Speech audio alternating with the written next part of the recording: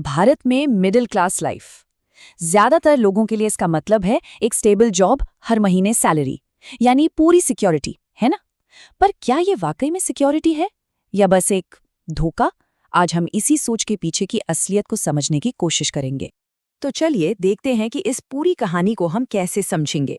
ये रहा आज का हमारा रोड मैप। शुरुआत करते हैं एक ऐसी कहानी से जो फाइनेंशियल सिक्योरिटी के बारे में हमारी सोच को हिला कर रख देगी। तो पहला और सबसे जरूरी सवाल, क्या एक स्टेबल जॉब और मंथली सैलरी ही असली सिक्योरिटी है? ये जो लाइनें हैं, ये एक 42 साल के आदमी के सुइसाइड नोट से हैं। एक ऐसा आदमी जिसके पास एक अच्छी स्टेबल नौकरी थी, और ये दुखद घटना एक बहुत बड़े संकट की तरफ इशारा करती है। मिडिल क्लास ट्रैप, मतलब बाहर से सब ठीक ठाक दिखता है, पर अंदर ही अंदर फाइनेंशियल इनसिक्योरिटी बहुत ज्यादा है। तो ये जो दबाव है, ये सिर्फ एक दो लोगों की कहानी नहीं है। चलिए जरा बड़े पिक्चर को देखते हैं। नंबर्स क्या कहते हैं? वर्ल्ड इनइक्वालिटी रिपोर्ट एक चौंकाने वाली हकीकत बताती है। भारत के टॉप 10% लोगों के पास देश की लगभग 2/3 मतलब करीब 65% दौलत है। और मामला और भी गहरा है। देश की 40% दौलत तो सिर्फ टॉप के 1% लोगों के पास है। इससे हो क्या रहा है? अमीर और मिडिल क्लास के बीच की खाई और भी चौड़ी होती जा रही है। जो ज्यादा कमा रहे हैं, उनकी इनकम मिडिल क्लास वालों से लगभग 2 गुनी तेजी से बढ़ रही है। अब बात करते हैं उन छिपे हुए दुश्मनों की, जो चुपचाप हमारी फाइनेंशियल स्टेबिलिटी को खोखला कर रहे हैं। इस प्रेशर की एक बड़ी वजह है जॉब मार्केट का हॉलोइंग आउट। ये कॉन्सेप्ट इकोनॉमिस्ट डैनियल सस्किन ने समझाया है। मतलब मिडिल लेवल की नौकरियां गायब हो रही हैं। इसका सीधा सा मतलब ये है कि वो भरोसेमंद, अच्छी सैलरी वाली नौकरियां जो कभी हमारी इकोनॉमी की रीढ़ हुआ करती थी, अब वो मिलना मुश्किल होता जा रहा है। एक और छिपा हुआ दुश्मन है करेंसी का प्रेशर। जब भी रुपया डॉलर के मुकाबले कमजोर होता है, तो उसका सीधा असर हमारी जेब पर पड़ता है।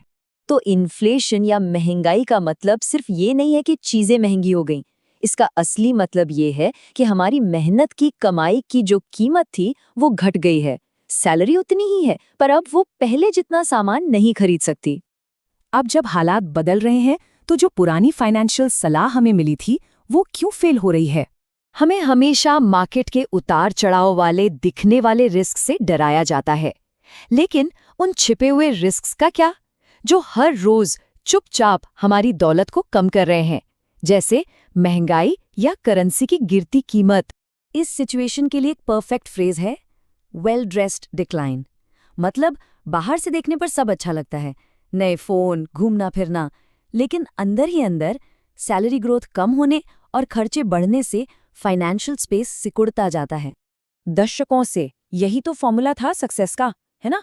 खूब पढ़ो, अच्छी नौकरी करो, पैसे बचाओ। लेकिन आज की दुनिया में यही पुराने नियम एक तरह का जाल बन गए हैं। ये सब हमें एक बहुत जरूरी माइंडसेट शिफ्ट की तरफ ले जाता है। आज के माहौल में सर्वाइव करने के लिए ये बदलाव जरूरी है। सोचिए, हम सब एक ग्लोबल इकोनॉमी के एक्टिव कंज्यूमर हैं। आईफोन से लेकर यूट्यूब तक दुनिया की बड़ी बड़ी कंपनियों के प्रोडक्ट हम रोज यूज करते हैं। असली बदलाव तब आएगा जब हम सिर्फ यूजर नहीं, बल्कि इन कंपनियों में हिस्सेदार यानी ओनर बनेंगे। और सबसे बड़ी बात यही है, आज के दौर में इन्वेस्टिंग कोई शौक या अमीरों की चीज नहीं है। ये महंगाई और करेंसी की गिरती वैल्यू जैसे साइलेंट रिस्क के खिलाफ एक जरूरी डिफेंस है।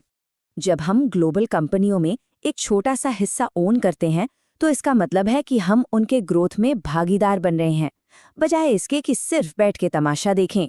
यहाँ हमारा मकसद कोई आसान सा जवाब देना नहीं है, बल्कि एक ऐसा सवाल छोड़ना है जो सोचने पर मजबूर कर दे। तो हम इस पूरी चर्चा को इस एक आखिरी सवाल पर छोड़ते हैं, उस ग्लोबल इकोनॉमी का हिस्सा कैसे बना जाए जिसे हम हर दिन कंज्यूम तो करते हैं, लेकिन जिसका फायदा हमें नहीं मिल रहा। प्लान क्या है?